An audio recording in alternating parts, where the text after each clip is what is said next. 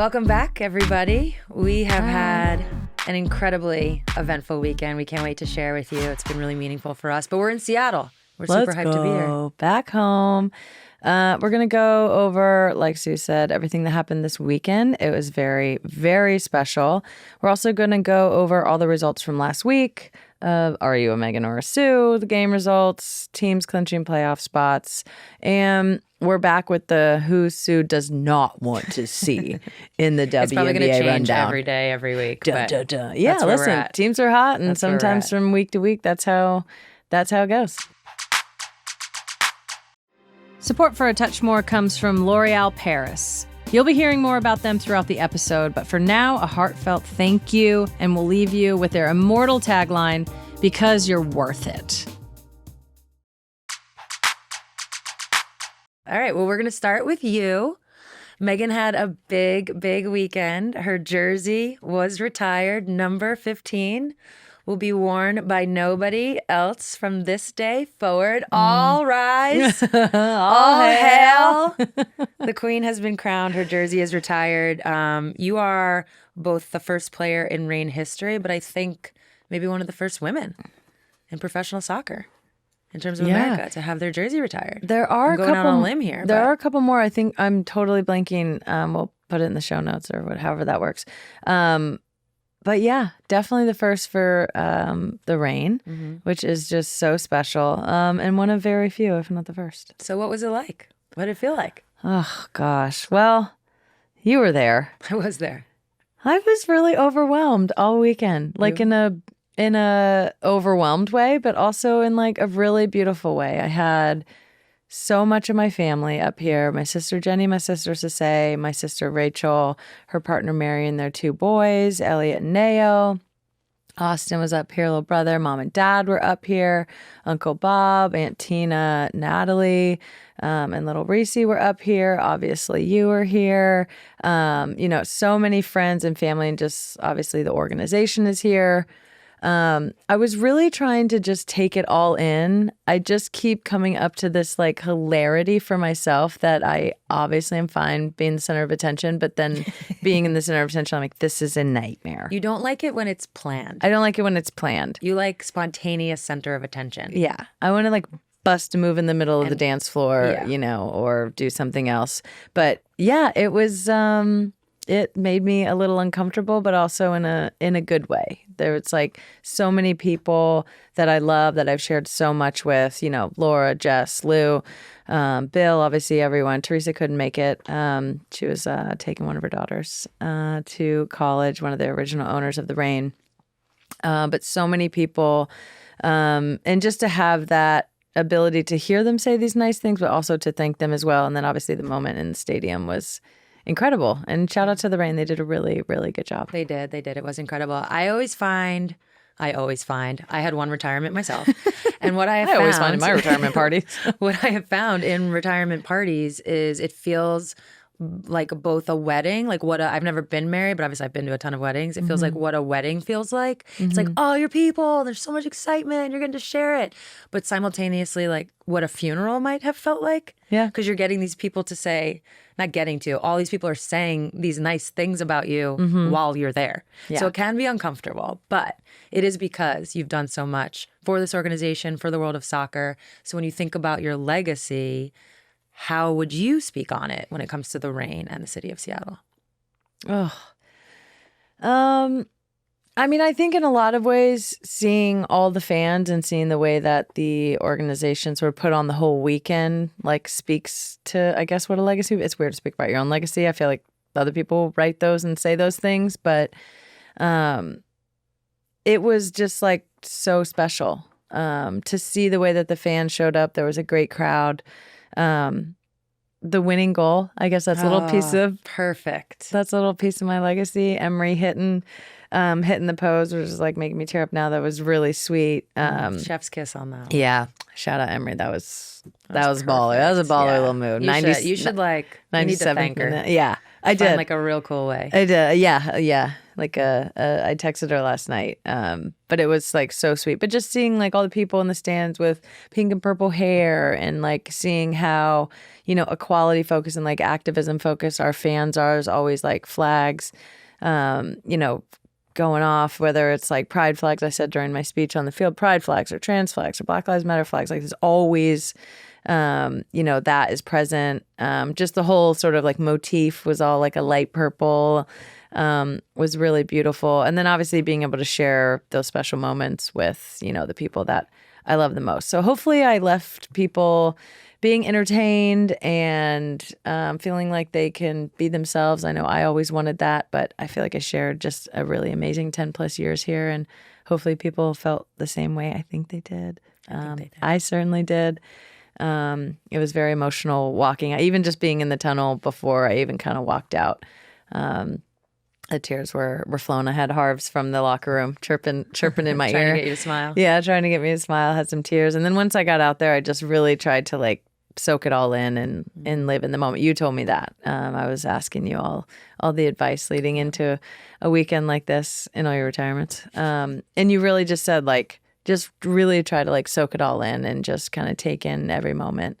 It's a lot. It's overwhelming. It goes so quick. You have a lot of people around. There's always a lot of events, and to be able to just kind of like chill and try to take it all in and really enjoy it was really amazing. Yeah. Well, it was amazing for me to watch. Yeah. How is it watching? Yeah, no, it was great. It was great. Baby girl closing the chapter. Yeah, it's a done deal. It's now officially a wrap over here. Yeah, the two of us. We're done, you guys. We promise. It's been cool because for both of us, right? Like we finished a career and there was celebration around the final seasons, final games. And so you get to have these little moments, and then you fast forward a year. So a year goes by where you've been retired, and then you get to close, as you said, the chapter this one last time. It does put, this is going to sound morbid, I don't mean it that way at all. It does put this final little, you know, it puts a little cherry. I was going to say nail in the coffin. No, we won't go there. It's going to put. It's really going morbid on us, guys. It's putting a little cherry. We're not like going away. Yeah. But it is the final moment of a career. And what I always say about this question around legacy, the word legacy, they're really only asking people, like actually, let me phrase that. If they're asking you about your legacy, it actually means you already did it.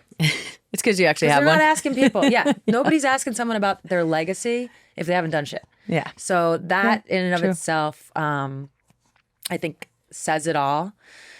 But yeah, I enjoyed it.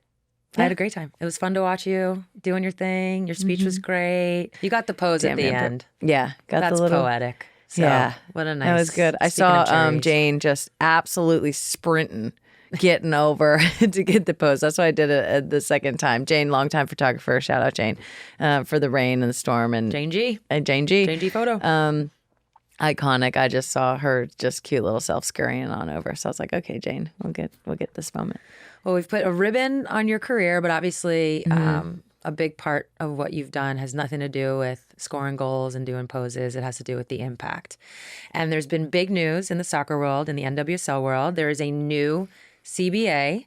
You were a big part of negotiations before, especially with the national team. Yep. Now the NWSL has their own CBA. I believe this is the second iteration. Yep. And what we've seen, some of the highlights in the deal include increased freedom of movement with total free agency upon the expiration of contracts, the elimination of the draft, a higher salary cap, a sizable increase in minimum salaries, and then things like expanded parental leave and childcare benefits. But obviously a lot of people have been talking about taking away free agency. Everyone's a free agent. You can't be traded unless you approve it. A lot of like power to the players. It's amazing. And I think like to have the first CBA really be like a sort of, this was in 2022, I think, a sort of like reckoning within the league. Part of the CBA was like joint investigations into all the abuse. So that was like the first iteration. And this is just like so much about player empowerment and player choice and player movement.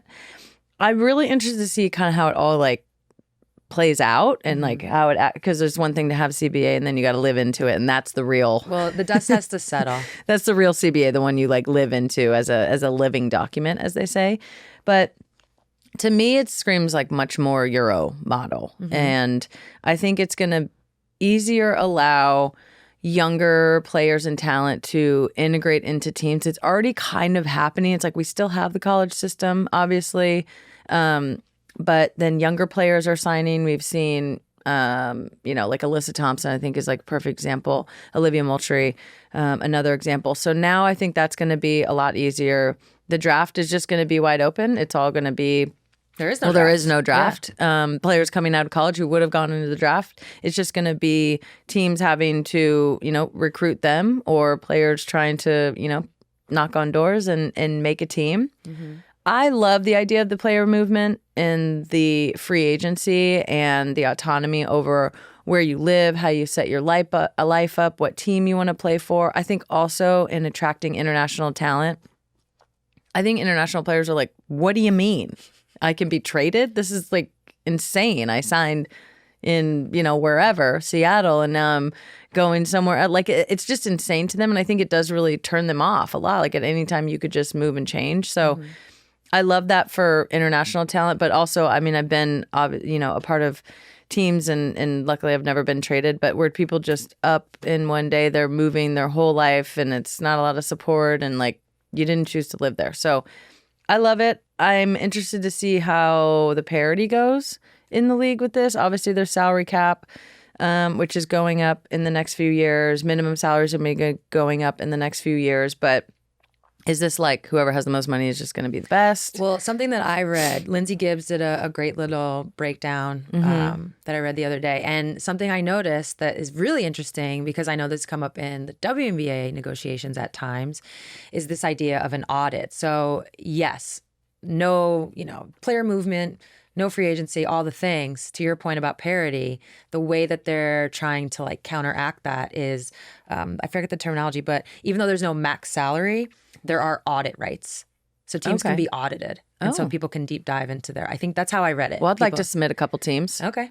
To some auditing. What are you trying to say? Well, some teams are just signing a lot of people all the time. And I'm like, to audit. Yeah. So that was interesting because I don't remember if we had it or didn't have it, but auditing always kind of came up. And it's like, oh, can we pull back the curtain? And you can't always pull back the curtain in some of these deals. So I thought that was interesting. The guaranteed contracts also huge. Y'all been having guaranteed contracts for a long time. Well, you have like a limit, but they're basically all guaranteed. Yeah, so all the contracts are now going to be guaranteed, which obviously like gives players security and the ability to, and now with having to consent to trades, just give them the ability to like have an off-field life and also balance that with their on-field life. I think there's going to be extended parental leave and childcare benefits, which is most likely drafting off what the WNBA has, which is exceptional. So it's just really exciting. I'm really proud of the players and the league also to come together and be like, okay, I think the CBA wasn't set to expire for 2 more years and they've already outgrown it. So like, let's just do it. It's better for everybody, move it forward. And it's really exciting. Yeah. The conversation around that I thought was really interesting. It was basically off the back of the last World Cup. Mm-hmm. And seemingly every other country was catching up, and the U.S., you guys didn't. Is it called meddling at the World Cup? We just didn't do good.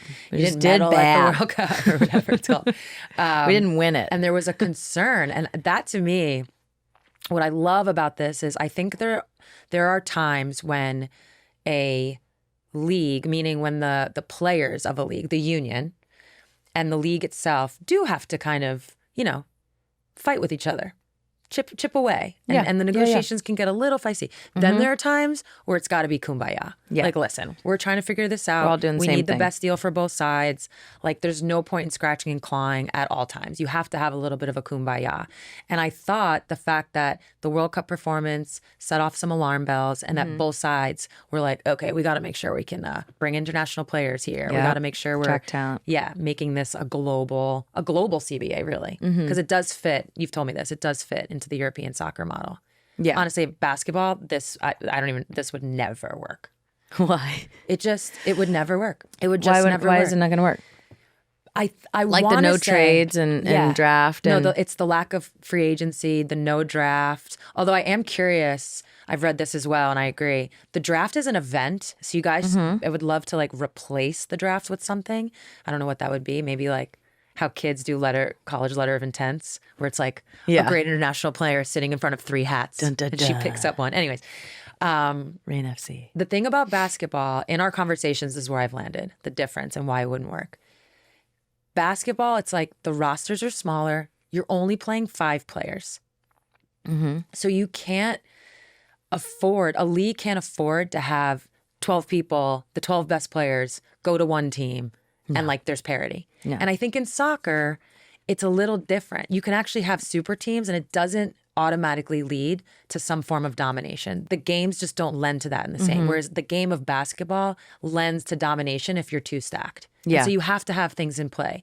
And you asked, you're like, well, what about Europe? And it's true. In Europe, it is kind of like highest bidder, but they have limits on how many Americans, which is really actually saying how many non-Europeans are on each team. So even though there's no salary Built-in caps, parity in other ways. yes, and you have to, in Russian league, we had to have 2 Russians on the floor at all times. Every country has different rules, but there was like ways around it in a sense. So that's what I think is so interesting, but I love that it's power to the players. Question, this might be a tough one. You obviously can pinpoint a lot of positives.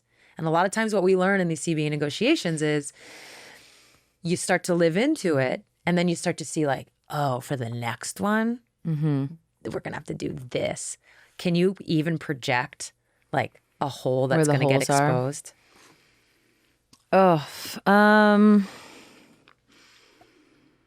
don't know. I mean, it's in a way, it's like, is everybody going to want to choose to go to the same place? But it's like, everybody's not going to be able to go to the same place. And then how our team's going to recruit, I don't really know. Like, where are the holes in the salary cap? Where's the fungible areas where you can pay players more? Or Lenny loophole. Yeah, where's the Lenny loopholes? I'm not really sure. I haven't had the document and read it and or had someone do a debrief on it and give me the bullet points. I'm not really sure. I want to see how sort of the media deal interacts with it as well over time. I want to see are those salaries really going up? Obviously, the minimum salaries, I think I saw in 5 years, it's going to be up around 80,000, which is so much better. So to answer your question, I don't know, and I'm It was not. a tough question. I'm not seeing the loopholes, but there always will be, and it'll be. I think what's more interesting, even for me, is it's changing so quickly. The league is changing so quickly. I think the WNBA is the same. And I think women's sports in general. So how quickly is this going to be totally obsolete? The other one? Yeah, the minute you sign it, it's already old. It's already old. Yeah, it's outdated. We got to update you. We're going to talk about this, sort of adjacent in a little bit, but or a sort of similar topic, but how quickly things change. And that's part of why I love this CBA so much is everyone just came to the table and was like, this isn't working anymore. Yeah. This is I give clearly a lot of, not where we're at. That's not easy. Not easy. Not easy. Really? You got to admit to a lot, own a lot. You got Yeah. to put ego to the side. So yeah, applause. Yeah. So I'm excited.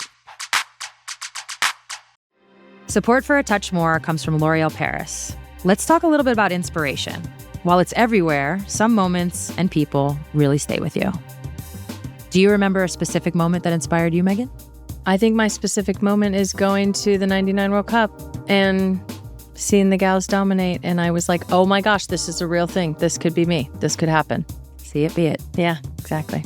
That moment of inspiration is different for every woman. And what happens after that inspiration? That's your journey. L'Oreal Paris wants to help women embrace that spark and discover where it leads. Their beauty essentials combine innovative products with feminine mindset, all topped off with an elegant French touch that can help women everywhere embrace their self-worth and take on the world. That's L'Oreal Paris, because you're worth it. Learn more at l'orealparis.com. Okay, moving on from the soccers and getting into the basketballs, the WNBA rundown. Before we get into all the great games that happened over the past week, I was up on my feet.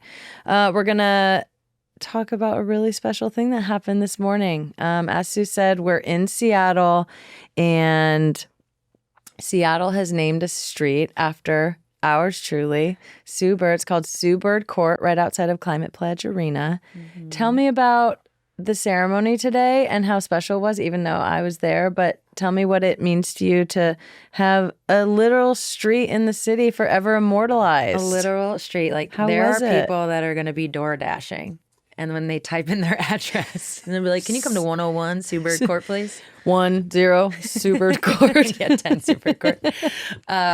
Who would be so lucky? It's pretty crazy. It's pretty crazy. You don't see many athletes get streets named after them. It exists, though, right? I'm actually, Seabird Court runs right into Lenny Wilkins Way. So shout out to Lenny Wilkins. But the athletes you do see that have this honor are men. So there's not that many women who are out there getting streets. So it's pretty special. I think the ceremony was perfect. Short and sweet, but perfect. Got to, have nice people say nice things about me. Yeah. But also got to share what I feel like my connection is to this city and how having a street kind of just makes sense, because I really do feel like I'm a part of this city, the fabric of this city, but it's also very much a part of me. And a lot of what we've accomplished here with the Storm is going to last forever. Right. And, I said it today. It's like tell the people what you said for all the people who what I said. Tell you the want me to people. give my speech? Let me see if I can get it again. Get your speech going. It was Thank really you to great. the city of Seattle for this special honor. No, I basically just talked about how in sports, we always say records are meant to be broken. And I've said this so many times, especially when my retirement was like in real time. So people have definitely heard me say this, but records are meant to be broken. That's the point. The point of records are to push the envelope and, change what the standard and what the expectations are, and then for the next one to come and break it. But there are some things in sports that you can't take away from someone. There are some achievements that you can't take away from somebody.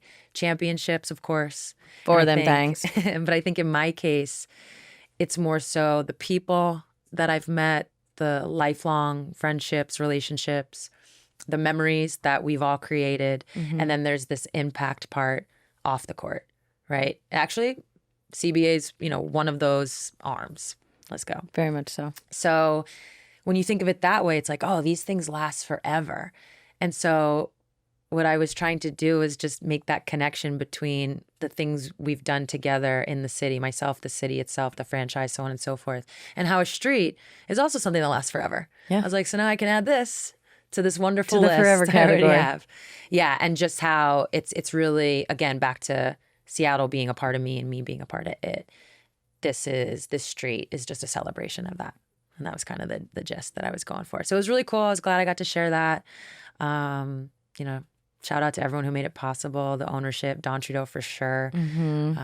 Mayor Bruce Harrell was there. He said some nice things, which is wonderful. All the council people who are getting it done. It's brown right now. The sign's brown, but it'll be temporary green. brown. Temporary brown. It's going green. Yeah, nobody likes a permanent brown. No. So we're changing that up. Yeah, we're going green.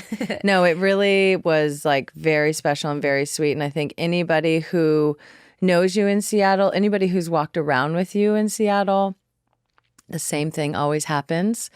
Everyone does feel a part of you and you feel a part of them. And this is how everybody greets you in Seattle. Hey, Sue. Literally everyone is just like, hey, Sue. I know, like because I'm just like a neighbor. You are. I mean, I am. You're That's everyone's kind of the point. neighbor. You're like everyone's local neighbor. Well, You've been should be. such a cornerstone, obviously, of the franchise, but of the city, and just like people love you so much and you love the city so much. And it was a really, really beautiful thing It to actually see. did get me thinking, something we've talked about before, only recently. I think, and this is where I've landed on it, I think that athletes go through their career and we're very connected to our fan bases, but we're thankful for our fan bases, but there is something about the relationship where it's like meaningful. It's meaningful to the athlete, but it's really meaningful for the fan, right? Like when when a fan comes up to you, they're having this like super meaningful interaction with you. And it's not that it's not meaningful for the athlete, but you're in your career and you're getting stopped here and there. And Yeah, so you're just keeping kind of like bopping. keeping it moving. And then when you retire, I think it flips a little bit. I think all of a sudden, and for me now that I'm 2 years out, I could even imagine 10 years, 20 years from now, because the flip has already happened. And I imagine it'll just going to grow exponentially through time, which is, wow, they were actually more meaningful to me than I ever could have been to them. Because this was my life. So for me, they played such a dramatic role in my life. For them, it's like a moment in their life. For me, it was my life. Yeah. And that's kind of, a blanket statement way of saying it. There's obviously a bunch of nuance in there, but it is this interesting thing that after you retire, it just switches just a little bit and you realize just how impactful it was on you as a human. Yeah. So it's been, so I'm going to circle back on this in 1 year and I'm going to see how you feeling about it. Okay. Well, you'll be in year 2 at that point. Full disclosure, Sue's my ghostwriter.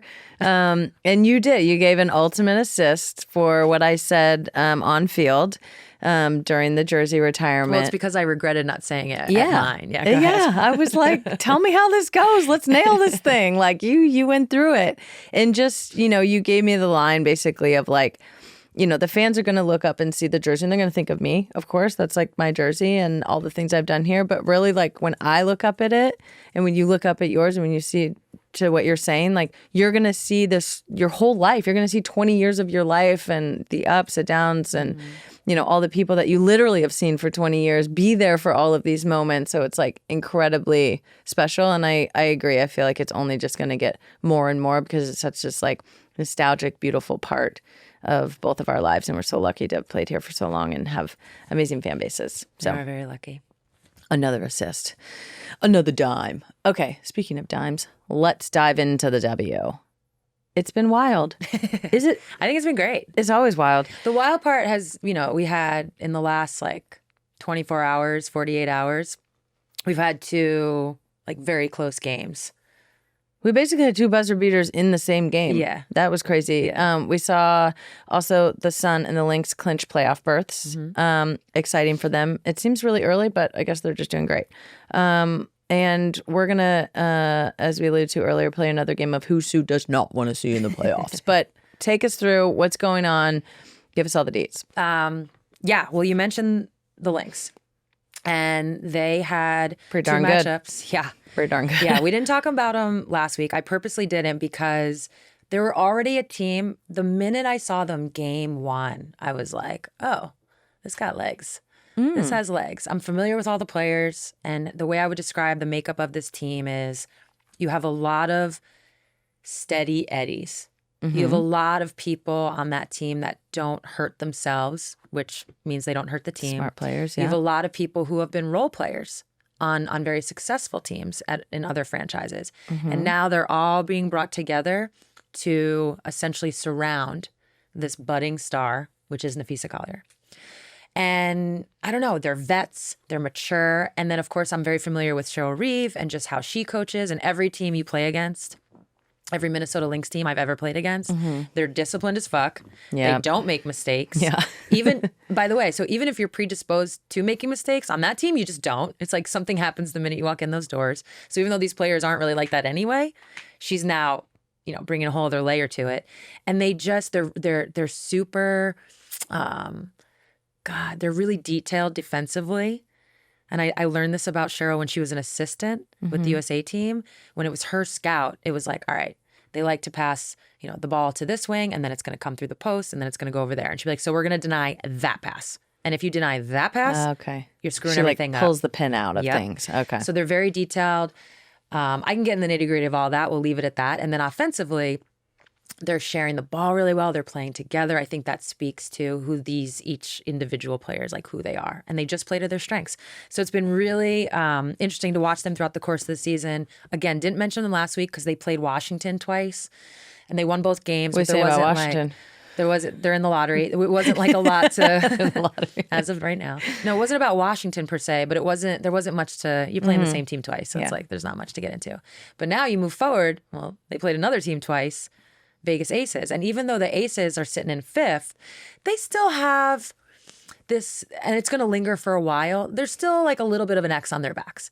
So even though their record doesn't say it, they're in champs. 5th place. Yeah. Everybody, there's still a little bit of the barometer. They're the champs. So when you play against them, something's different. And it was just really impressive to watch the Lynx essentially handle the Aces 2 times, one at home, or actually one away, the first one at home. And this is where you can bring up Napheesa's play. She had 23 and 7 the first game. The next time, 27 and 18. The 18 rebounds out-rebounded the entire opposing team, which is nuts. So those are crazy rebounds? Numbers. Yeah. But Oh then my goodness. you got to also talk about, in this particular conversation, Courtney Williams. Bucket. The game, what was the game we were watching? I think it was the one at Vegas was the first one. Yeah. And then at Minnesota, it was at Vegas. And it was just, Courtney just hit every big shot. Every time they needed a bucket, it was crazy. Yeah. So Courtney's been playing really well in that particular game. It was, and this is also what's going to make the Lynx dangerous and why I don't want to see them in the playoffs. The real answer is I don't want to see them in the playoffs because they're surging. Yeah. Right. Yeah. And the momentum. By the way, the answer to this question always is you never want to play who's peaking. You never. And the way the WNBA season is set up, it's short, but it's long. It's quick, but it's not. Yeah. Before you know it, you blink, it's playoffs. And so it really is at times just about who's playing their best basketball. So that's what's scary about the Lynx. But as I was saying, Courtney Williams, that was her day. But like, you know, you're going to look back on box scores. You're like, oh, that was Kayla McBride's day. Oh, that was Alana Smith's day. Everybody at some point is going to have their day. And that's what makes them dangerous. You don't know which role player it's going to be. And they have a lot of them surrounding a lot of experience this great play of Nafisa. So that was really, it was interesting to watch them this week.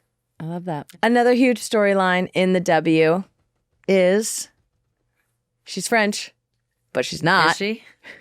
But she is. She's coming back to Seattle.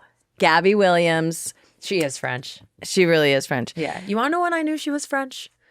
Gabby and I played together my last season, 2022. Love I Gabby. knew she was like really French. Like, listen, I knew she had a passport. I knew she spoke it to like some degree.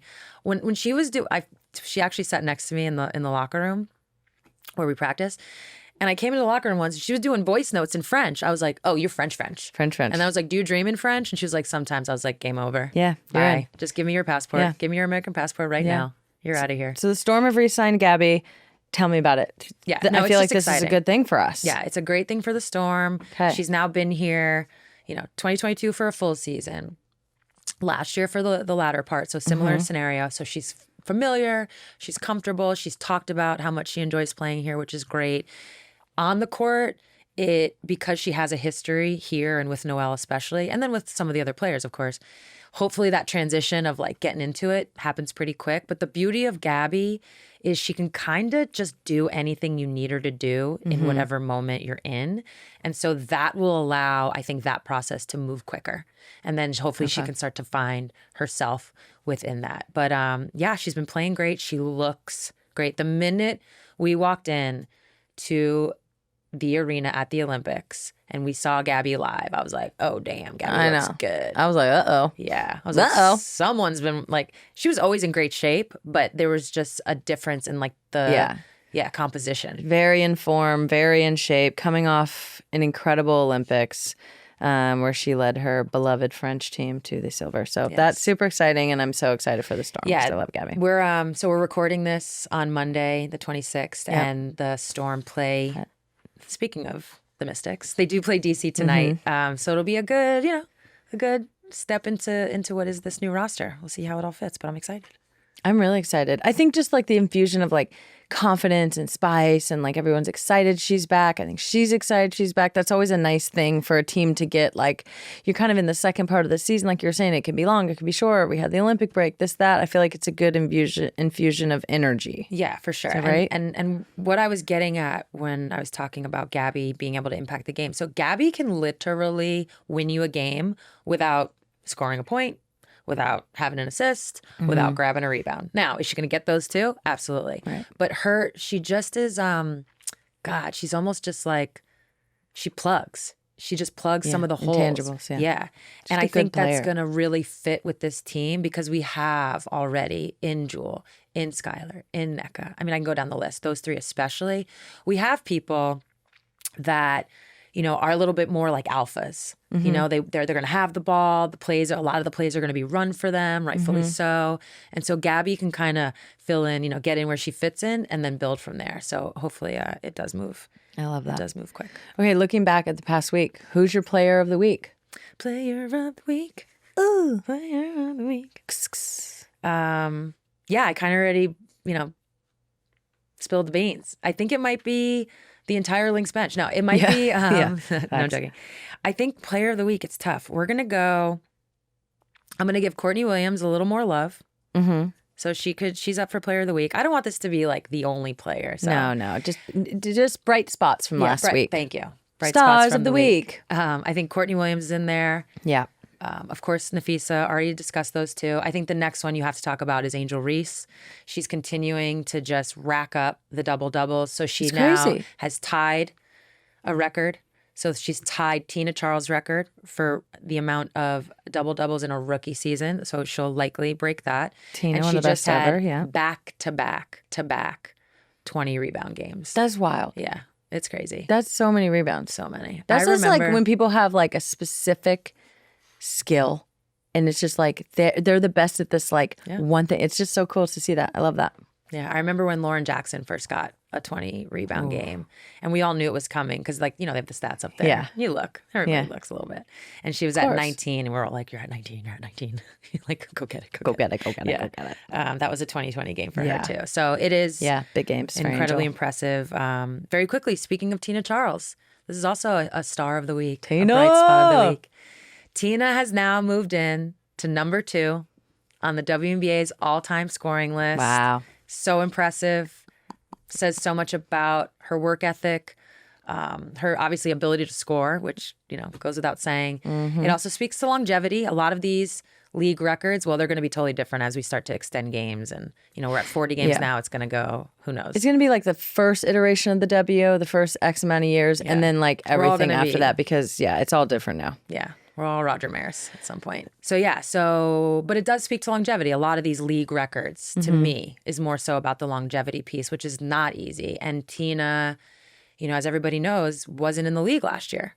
So I just think this has so much meaning for her, for what is going to be her legacy. And I'm just so proud of her. So shout out to Tina, number 2. Will she go for number 1? She's a ways off. Yeah, but it's like she's can go for it. not. She's like, I'd have to Google it. She's I only think like 35. Yeah, she's about 35. All right. D's 42. I know. Just You got 2 saying. Huskies sitting at the top of the top Oh, of the what do you table there. know? No wonder we're all on the Olympic team. And heard me. literally, I know. You heard me. And another one that we're going to talk about. Yes. There was another big retirement retirement celebration Jersey retirement celebration in Minnesota. Take this one away, Miss Maya Moore. Maya Moore. I mean, what do you say? I still want the Wings poster. I know. How So lucky cool. she got to do that. Ugh, That's it's your child's amazing. dream. Jordan Brand Wings poster. No, I mean, this is just taking a moment to talk about one of the greatest of all time. Anytime I'm asked, you know, who's on your Mount Rushmore? What's your starting 5?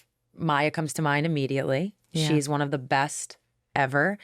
You know, obviously the length of her career might not be or won't be the same as some of the others, like a Diana, that type of thing. But what she did in that time, pretty tough to beat. From the moment she stepped on the college campus at UConn, you knew she was special. From the moment she got drafted with the Lynx, I mean, they won her very first year.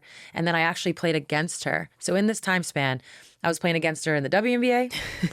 I was playing against her overseas. So I saw her play in Nightmare. Spain. I mean, this is what's interesting about Maya's career. Within 1 to 2 seasons, with every team she's ever joined for the first time, they've won. So in college, it took a beat. So she didn't win till her sophomore year. But then after that, joins the Lynx, they win. Goes overseas, plays for Rose Casares. They win in Valencia. They win EuroLeague. That's when I broke my nose and I couldn't play against them. In warm-ups. nose. I broke my nose in warm-ups. Who did it? Shea Duran. If you had to say one thing about what makes Maya a GOAT, one of the best of all time, worthy of having the jersey up in the rafters, what is the one thing that you'll say? So what I think makes Maya special is, okay, so she's an exceptional scorer, right? Okay. But that's not, there's been a lot of exceptional scorers. She can hit threes. Her pull-up is, God, it's beautiful. Yeah. Her ability to finish around the rim, she's strong. yeah. She's actually a really good passer as well. But a lot of people, a lot of the greats have those skills. What makes her a little different, and this is in my experience in watching her firsthand with USA Basketball, is she is unfazed by anything happening around her. If the game is going well, if the game is going bad, if the defense is tough, if the defense is easy, it's like it doesn't matter. She's just so locked in on, and I don't know if that's a mental preparation thing or just who she is. I think it's just who she is. Yeah. And she probably leaned into it. She was never fazed. It was from the moment, I mean, she joined the USA team when she was still in college. We played on a World Cup team together. But really what stands out is in London, we had some tough games in that London Olympics. It's her first Olympics. She's, a pro of maybe a year, maybe going into her, probably in her second WNBA season. And we had some sticky spots. And Maya it's like, does she even know that this is sticky? So it's like consistency and like showing unfazed. up in the biggest moment because you she's couldn't just phase like, her. give me that ball. You couldn't phase her. If that was the day Maya was scoring 40, there was nothing you could do to stop it. Of course you try to make it hard. She's inevitable. You're doing all the locker room like, hey guys, like make other people beat us. It's not like Maya be the one to beat us. And it's like, okay, coach. Well, we're right on that. There were times when Jenny was our coach, there were times where we basically tried to take her out of the game. We called it like no leave or something, where we were saying like, okay, Alicia Clark, that was our best defender for, a good period of time there. Alicia, AC, you're guarding Maya. That's it. Don't let her catch it. But we weren't playing zone. I'm sure you've heard of box and ones. It wasn't that. We were playing man to man. We were trying to just like take her out and then just try to play 4-on-4. Meaning, even if AC was in a position where it was her help on a drive, AC wasn't going. Somebody else had to go. Did it work? No. Absolutely not. We didn't, I think we lost to the Lynx like 305 times in a row. At one point, we were just talking about the Aces, how they're the barometer. That was the Lynx. Yeah. Again, even in the years where they didn't win, well, they always finished like first-ish, but even in the years where they weren't like first, you still felt like you were playing against the champion. Yeah. So yeah, we had a bad little stretch there with the Storm. But finally in 2018, we came back. Got them. Granted, like they were totally different by that point. Yeah. Yeah. They were tough. That whole team, I mean, I don't want to go too deep dive, but up until this Vegas backcourt came together, Jackie Young, Kelsey Plum, Chelsea Gray,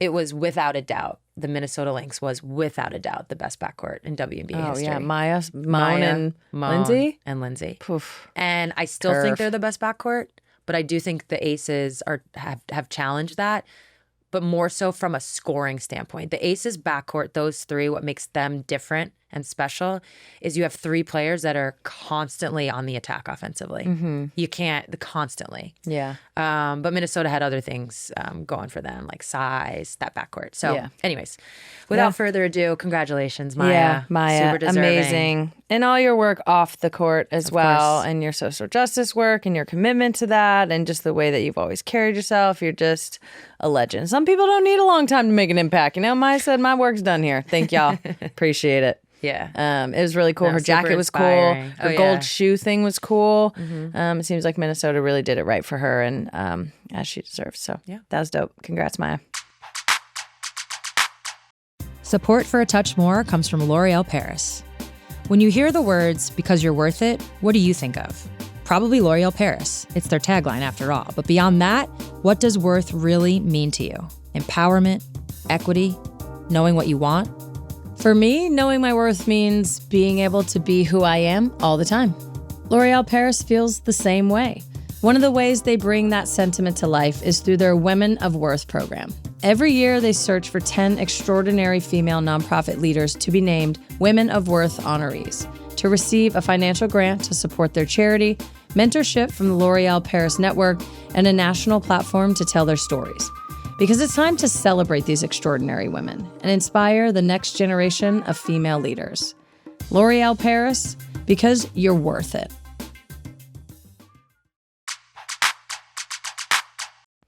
Moving on to the intersection. What you got for us? We got one of the coolest part. I love when this happens. It's not, it's just like nobody controls when these types of things happen. It just is what it is, and the right combination has to come. Angel Reese now has a Reese's Pieces partnership. Anytime that this is possible, it should 100% happen. Yeah. This is so cool. Yeah, She's obviously going to put it on her shoes and stuff and do other things, but I think this is so fun. Well, they have a logo, and so It's she's so cool. got hoodies and t-shirts that are dropping. But I think the interesting part is just how she and her whole fan base kind of spoke this into existence. I love it. She had the Bayou Barbie thing going. Yeah. When she was in LSU, she gets to Chicago. I want to say she tweeted out something like, yo, what's my crew's name going to be up here? She probably didn't say crew, but I'm 43. And from that point, she I don't even know if it was her, a fan, somebody came in with, what about Reese's Pieces? And it was like, yeah, that works. I think that we should somehow try to tie in her prolific rebounding with Reese's Pieces. And is it every time she gets a rebound, it's a Reese's Piece?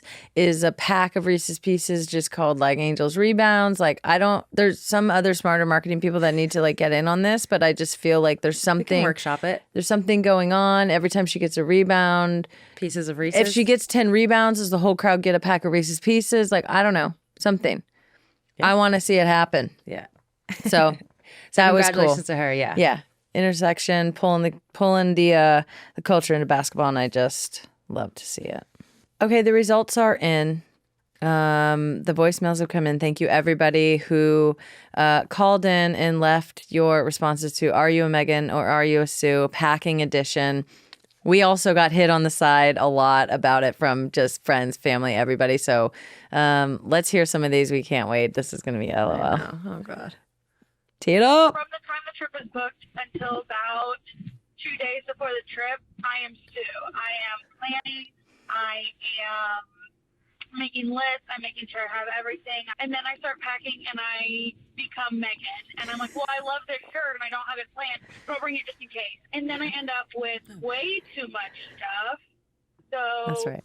I am potentially an ineffective Sue and potentially an ineffective Megan also. I should probably choose one or the other and kind of go with it. My best self wants to be a Sue, and then I have too many favorite items and I become Megan. Definitely a Megan when it comes to packing. You'll see me in my hotel room, Airbnb, or whatever it may be, with clothes all over the place. I wish I was able to list it out. Sometimes it's like Megan said, sometimes you just need to vibe with it. And when that trip happens, it's a different vibe and it's a mess. Exactly. But definitely a Megan on this one. My name is Rosie, and My I'm name is definitely Rosie. a Sue. Anything that is out of order, I just can't move forward. Everything needs to be orderly, and it needs to make sense to me.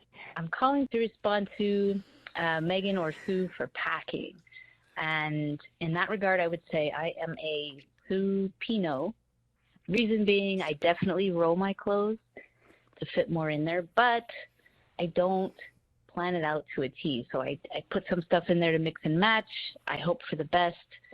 Megan, by the way, hey girl, if you're trying to pack 68 pounds in there because you need some extra options, just imagine if you were to roll your clothes. I mean, girl, you could probably get 86, 87 pounds in there. No, Easy. I carry everything. No. I do not. Just saying. Yeah, you do. Hey, girls. It's heavy. So regarding the Ranger role, my husband is indeed in the military.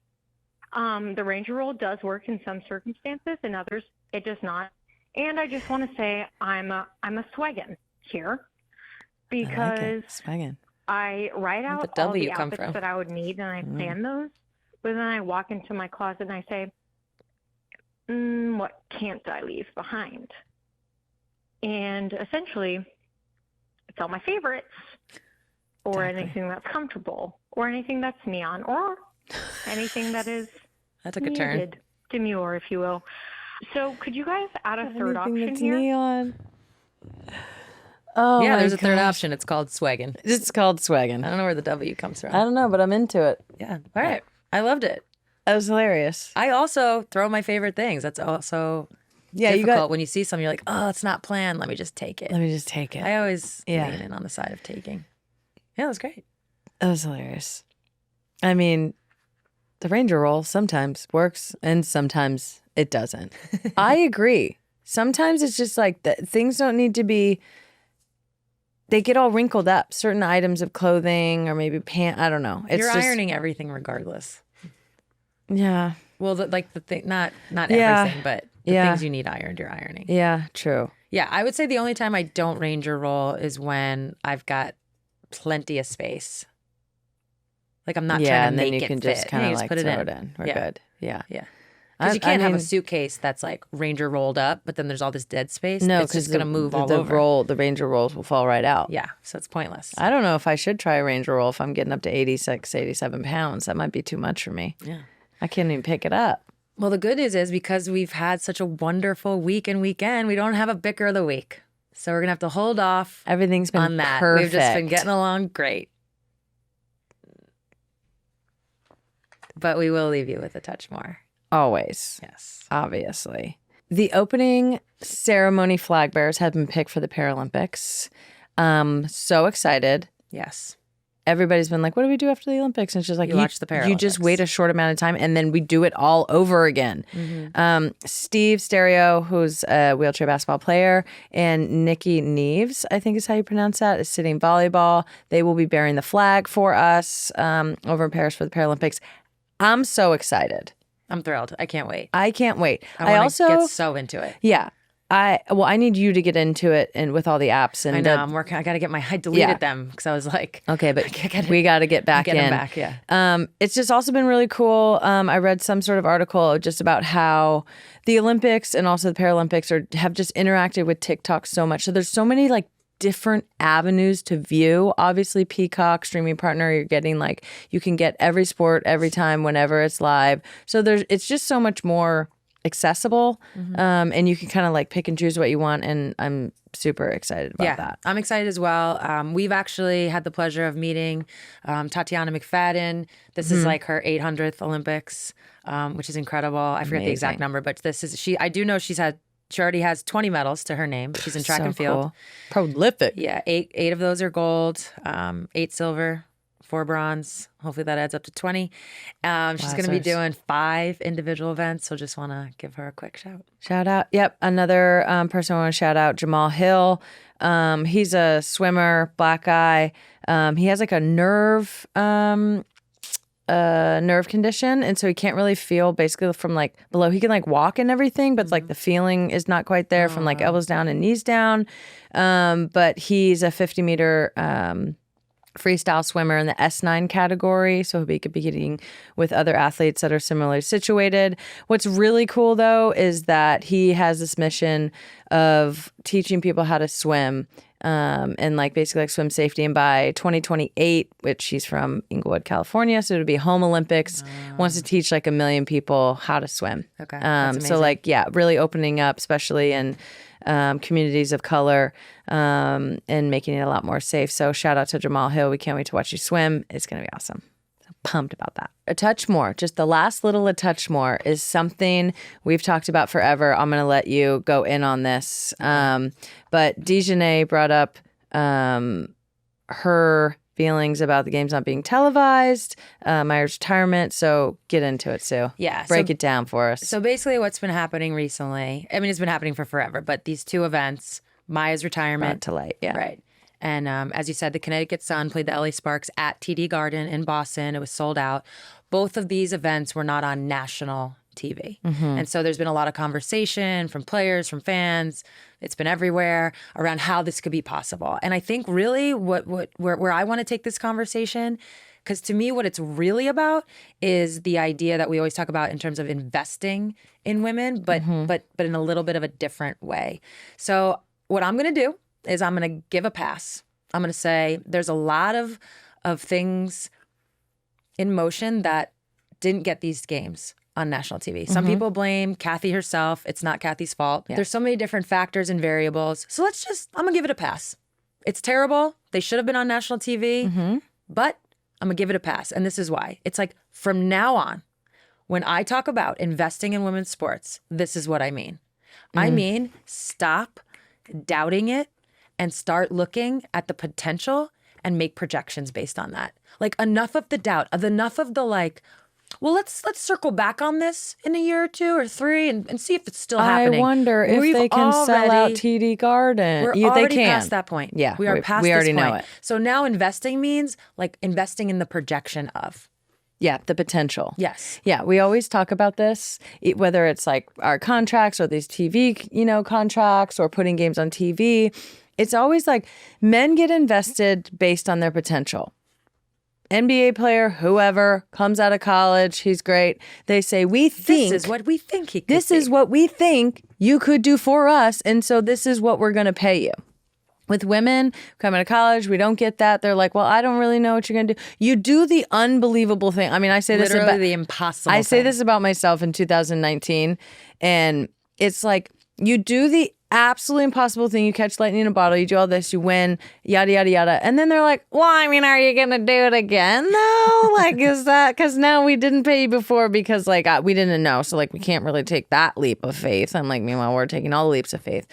And then you do it, and they're like, well, you're probably not going to do it again, right? Like, we know people are coming and watching these games. Sold out in Toronto when it was there. So many games sold out across the W this year. Viewership numbers up, Same all in the the things. NWSL. Same in the NWSL, same in like everything. So, like, I love that. Give the pass. This is what we mean when we talk about women's sports. Set things up in advance so we can have the ability to capture those moments the way that we need to. And there you have it. Get us off this soapbox. Psych, I live up here. Do you want to close it? Yeah. Okay. Let's close it out. That's it for this episode. Another one. We're doing it. We just keep doing it weekly. I'm so oh my proud gosh. of us. We're actually doing it weekly. It's so much fun. And to that note, see you next week.